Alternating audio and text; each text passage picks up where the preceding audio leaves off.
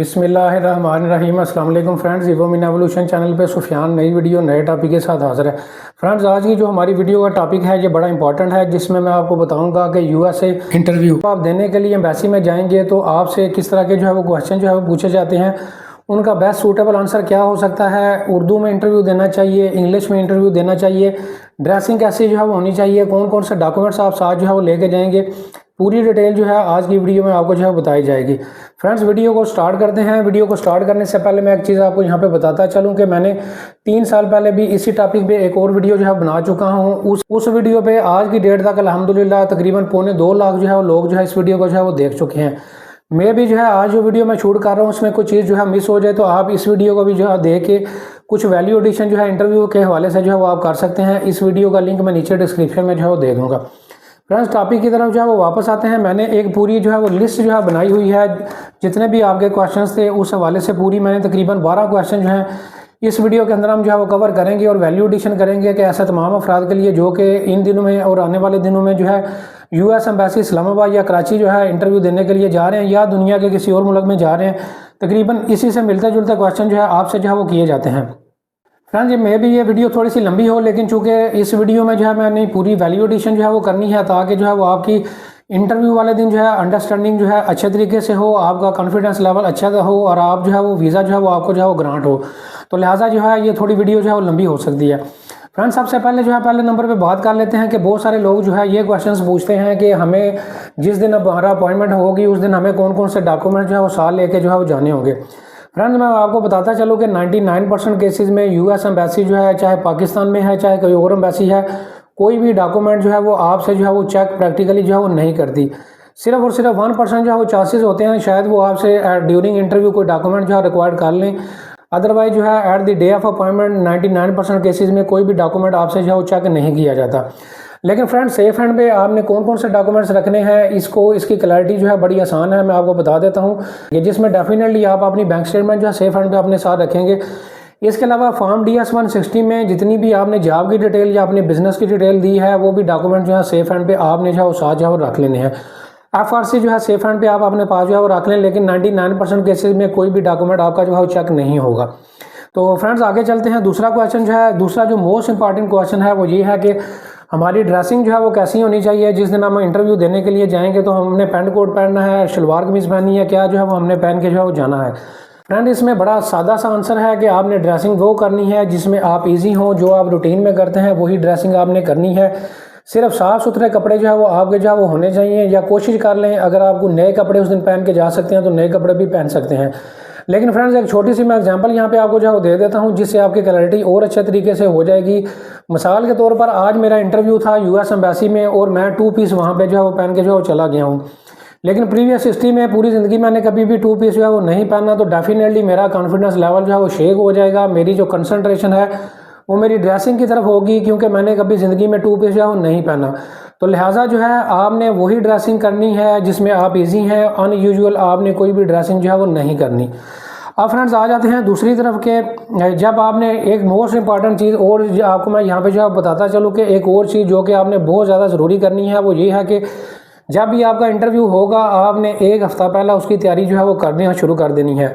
Friend, तैयारी से मुराद ये होगा कि जो भी क्वेश्चन जो है मैं जिनका आंसर आपको आज की वीडियो में बताऊंगा, या आपके अपने प्रोफाइल के हिसाब से जो भी आपके क्वेश्चन जो होंगे उन क्वेश्चन को आपने अच्छे तरीके से जो है वो तैयार करना है और उसकी तैयारी करनी है।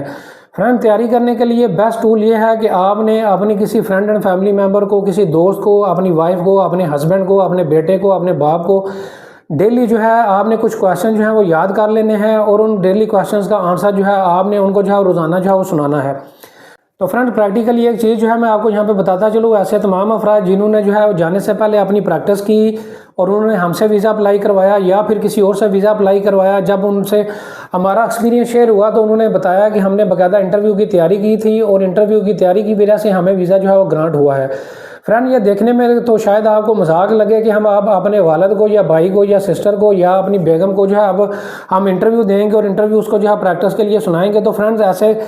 तमाम अफराद को मैं बताता चलूँ कि जो लोग प्रैक्टिस करके नहीं जाएंगे उनकी वीज़ा के चांसेस जो है वो कम हो जाएंगे, क्योंकि इंटरव्यू वाले दिन उनकी हेजिटेशन होगी, उनकी प्रैक्टिस नहीं होगी, तो लिहाजा वो बेस्ट सूटेबल आंसर फ्रीक्वेंसी के साथ जो है वो नहीं बोल सकेंगे, जिसकी वजह से उनका कॉन्फिडेंस लेवल भी वो नहीं होगा और खुदा न खास्ता ये भी बहुत ज़्यादा चांसेस हैं कि आपको रिफ्यूज़ल जो है वो मिल सकता है। तो लिहाजा आपने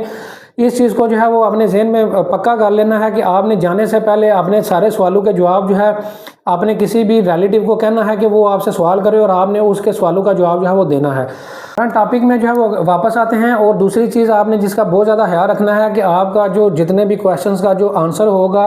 वो बड़ा टू दी पॉइंट और स्मॉल होना चाहिए, बड़ा कम्पैक्ट होना चाहिए। आपने रिफाइन करके अल्फाज को बिल्कुल शार्ट अल्फाज में उसको जो है वो बयान करना है। लंबा आंसर नहीं देना, लंबा आंसर देंगे तो वो वीज़ा ऑफिसर जो है आपको उन क्वेश्चंस के अंदर जो है मज़ीद जो है उलझा सकता है और उससे मज़ीद जो है वो क्वेश्चन जो है मज़ीद उसमें से जो है वो पूछ सकता है। तो लिहाजा आपने जो भी क्वेश्चन का आंसर देना है वो बिल्कुल शार्ट और टू दी पॉइंट जो है वो देना है, उसको ज़्यादा लंबा जो है वो नहीं करना। फ्रेंड्स इसी तरह जो है वो बात कर लेते हैं कि जब आप एम्बेसी के अंदर जाएंगे तो अगला जो मेन चीज़ है जो सबसे पहले काउंटर में आपकी एम्बेसी में जो है चेक की जाती है वो ये चेक किया जाता है कि जो आपका कंफर्मेशन पेज है फॉर्म DS 160 का, वो आपकी जो अपॉइंटमेंट वाला पेज है उसके बार कोड से मैच कर रहा है या नहीं। तो लिहाजा डेली जो है देखा गया है 10 से 15-20 लोगों को इस वजह से जो है एम्बेसी से वापस भेज दिया जाता है, उनका इंटरव्यू नहीं किया जाता, उनकी फ़ीस ज़ाया हो जाती है कि उनका जो फॉर्म DS 160 है उसका बार कोड जो है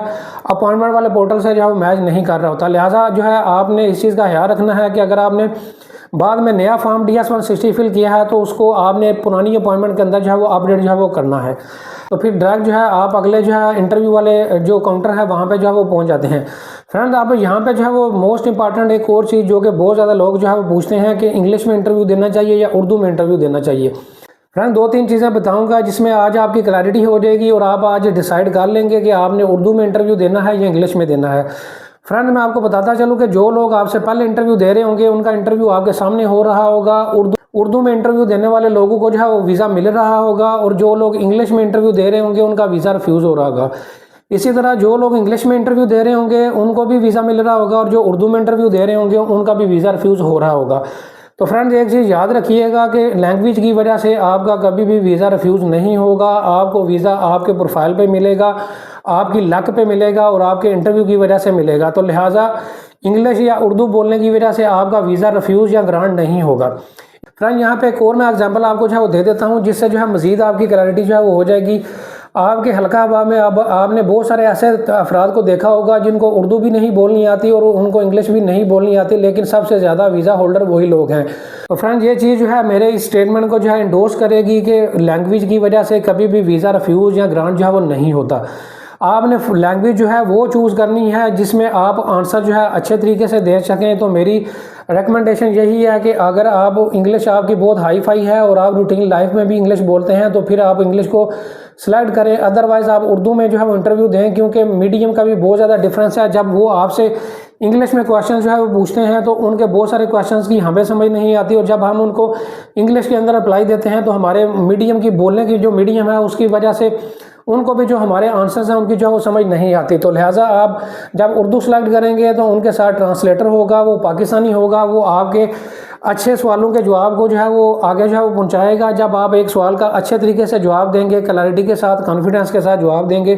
तो आपके वीज़ा के ग्रांट होने के चांसेस जो है वो बढ़ जाएंगे। आगे जो है वो सबसे बड़ा जो सवाल है जो कि हर वीज़ा ऑफिसर जो है हर एप्लीकेंट से जो है पूछता है, जो कि मोस्ट इंपॉर्टेंट क्वेश्चन है, वो ये है कि आप